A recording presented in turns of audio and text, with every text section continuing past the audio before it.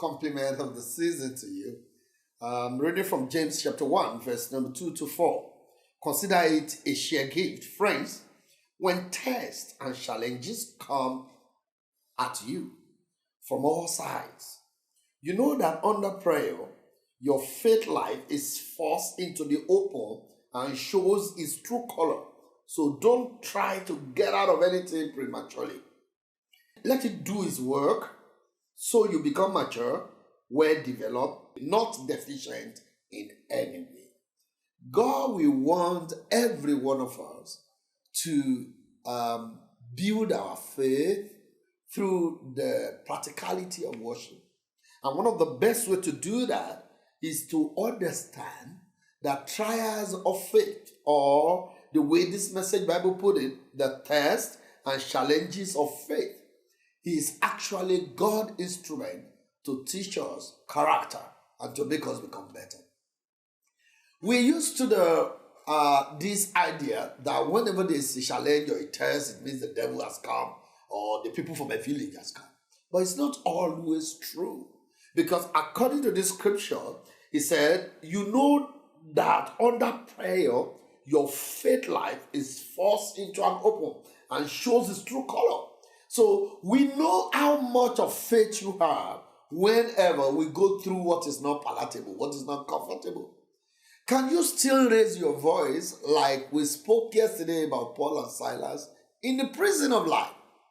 God wants to use you to boast like Job and say, look at that guy, he's a Christian. Look at the lady, she's a Christian.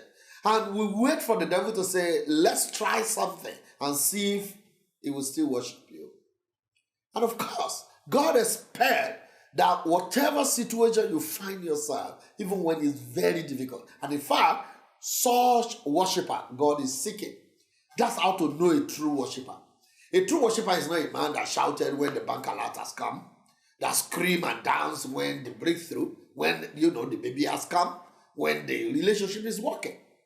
But a true worshiper is a man or a woman who, despite the circumstances and situation, the odds of life that are against you, you are still able to stand the test of time. This scripture said, let it do its work. So the test and the challenges as a work, let it do its work. It makes you become more mature and well developed.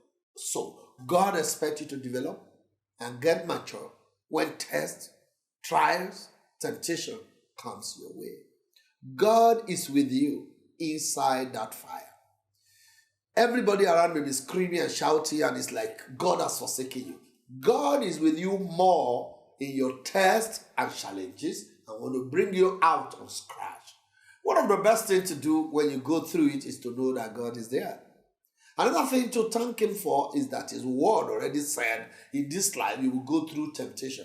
But he said, cheer up because I've overcome the world. So if you trust God and trust his word, you're going to come out of that situation where you are. This year will not end like this with you. I believe God that something is going to happen that will bring the shift from this storm to triumphant life. Keep worshiping him in that prison. And I hear God saying, the same way I deliver Paul and Silas from that prison, I will deliver you from whatever you're going through. The new year is going to be a new year for you. I feel it in my spirit that God is up to something. That's why the situation has not been able to kill you, because God is on your side. And that's what I wanted to write under this video. God is on my side. He will see me through this space. God bless him and have a wonderful end of year season.